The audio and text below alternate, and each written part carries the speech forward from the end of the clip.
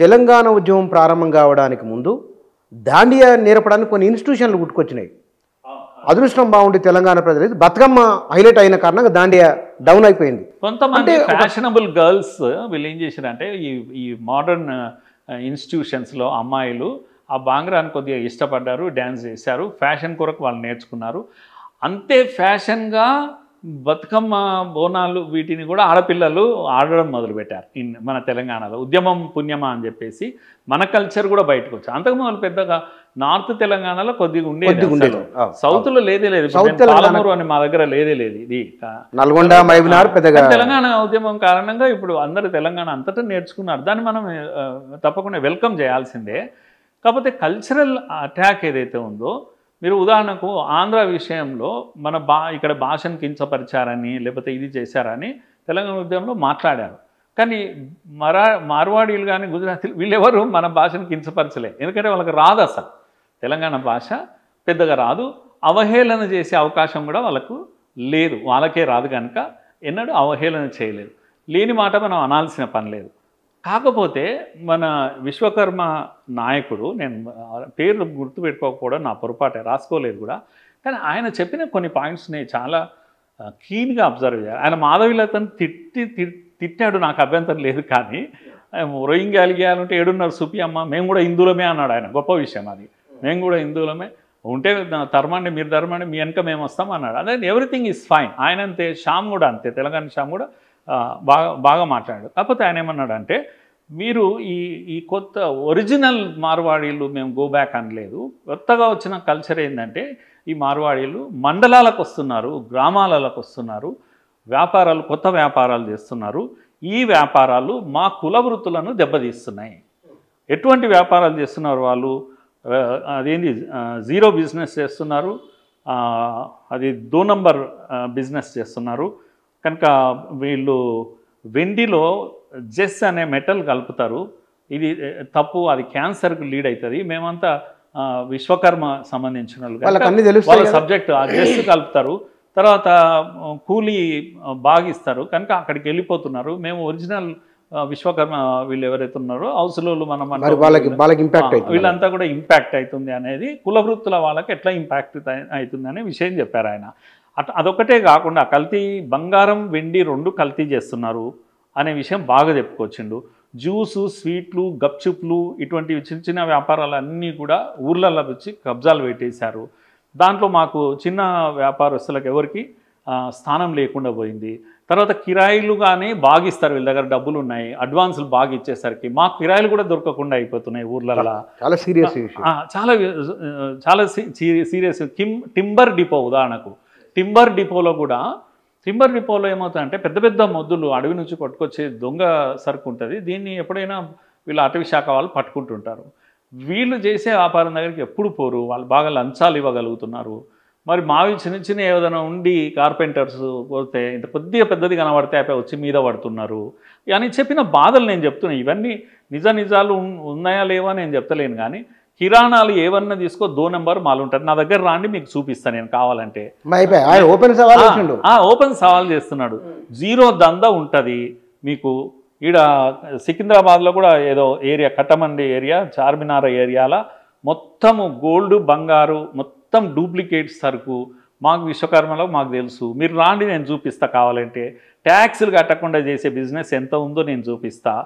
ఇదంతా కూడా సికింద్రాబాద్లో కూడా మార్కెట్లో క్వింటాల కొలది బంగారు, టన్నుల కొలది వెండి, ఇదంతా కూడా జీరో వ్యాపారం జరుగుతుంది.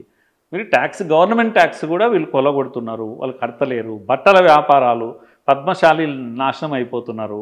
ఎక్కడి నుంచి తెస్తారో వీళ్ళు, ముంబై నుంచి సరుకు తెస్తారు, ఇక్కడ మా వాళ్ళకు లేవు. బ్యాంగిల్ స్టోర్స్, తర్వాత గిఫ్ట్ ఆర్టికల్స్ కూడా మొత్తం. ప్లైవుడ్ అయితే మొత్తం వాళ్ళ చేతిలోనే ఉంది. ఎలక్ట్రికల్ బిజినెస్ అంతా వాళ్ళ ప్లంబింగ్ బిజినెస్ వాళ్ళ చేతిలో ఉంది. కనుక ఇవన్నీ చేస్తున్న బిజినెస్లో మేము తప్పు పడుతున్నది. పాత మార్వాడీలు హైదరాబాద్లో పెద్ద పెద్ద మార్వాడీలు ఉన్నారు, వాళ్ళని ఎన్నడూ మేము పట్టలేదు, ఇప్పుడు కూడా ఏం పడతలేం. కానీ ఇప్పుడు ఈ కొత్త భిక్షగాళ్ళకి వచ్చిండ్రు, వీళ్ళు ఊర్లలోకి వచ్చిండ్రు, జీరో దందా చేస్తున్నారు. కనుక మీకు కనబడతలేదా? దో నెంబర్ దందా అంటున్నాము, మీకు కనబడతలేదా? కనబడకపోతే మా దగ్గర రాండి, మేము హిందువులము. వీళ్ళు యాదగిరిగుట్ట కార ఇంత పెద్ద కేసు అయింది, మీకేమైనా తెలుసా? నెల రోజులు దీక్ష చేసినారు, 38 కోట్ల సరుకు వాళ్ళు ఎత్తుకొని వెళ్ళిపోయినారు, పారిపోయినారు. హిందువులు కదా ఆడ బాధపడ్డది. ఆ మాధవీలతను అడిగేయండి. మరి హిందువులు వాళ్ళు, మేము కదా హిందువులు, మేమంతా కూడా మేము దీక్షలు చేసినాం, నెల రోజులు దీక్ష చేసినాము. వాడు ఎవడు ఎత్తుకుపోయినాడు, సరుకు ఎత్తుకుపోయిండు, అయిపోయింది. వాడు గుజరాత్ వాడు, రాజస్థాన్ వాడు అన్నాడు, ఎత్తుకుపోయిండు. బిజినపల్లి కాడైతేనే ఒక బంగారు వ్యాపారస్తుని చంపేసిండ్రు. వాడిని సరుకు ఏదో తిరిగి ఇస్తాం రారా అని పిలిపించుకొని వాడిని చంపేసి పారిపోయినరు. బిజినపల్లి కాడ నార్కర్నూలు దగ్గర, బిజినపల్లి దగ్గర. ఇవన్నీ ఆయన ప్రశ్నిస్తున్నాడు. బుచ్చన గారు మీరు నేనేమంటున్నా అంటే ఎంత ఆక్రోషంతో మాట్లాడుతున్నాడు, ఎంత ఆవేదనతోటి మాట్లాడుతున్నాడు ఆయన ఎవరో నాకు తెలియదు. నేనేమంటున్నా అంటే సార్, గోబ్యాక్ విషయం కాస్త పక్కకు పెడదాం. మరి ఈ కాంగ్రెస్ ప్రభుత్వం, రేవంత్ రెడ్డి ప్రభుత్వం ఏం చేస్తుందని నేను అడుగుతున్నా. ఇంత దందా జరుగుతుంటే, ఎక్కటోడో వాడు వచ్చి ఇక్కడ దోపిడీ చేసుకొని పోతుంటే మీరు ఏం చేస్తున్నారు? మీ ప్రభుత్వ వ్యవస్థలు ఏం చేస్తున్నాయి? మరి ఈయన దీక్షలకు పిలిపించిండు, రేపు ఉద్యమానికి పిలిపించిండు.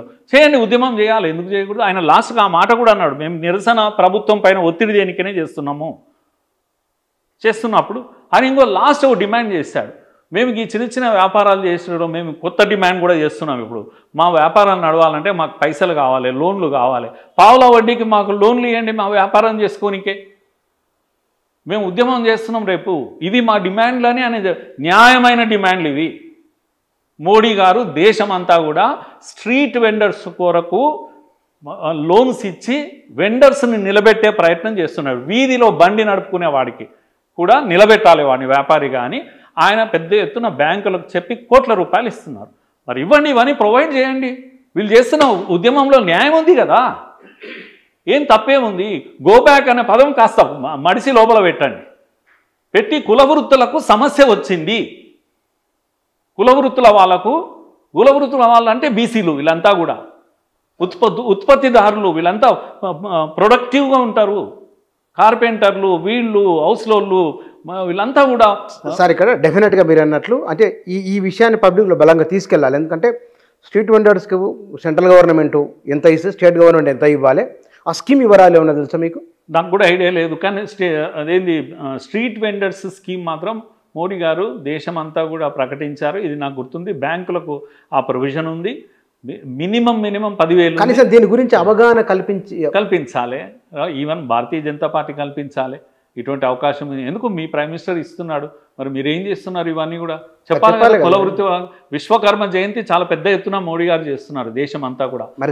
ఆ విశ్వకర్మల కోసమే ఆ ప్రోగ్రాం పెట్టారు కదా పెద్ద ఎత్తున. మరి ఇవన్నీ స్కీమ్స్ వాళ్ళకి అందకపోతే మిస్లీడ్ అయ్యే అవకాశం ఉంది వీళ్ళకు.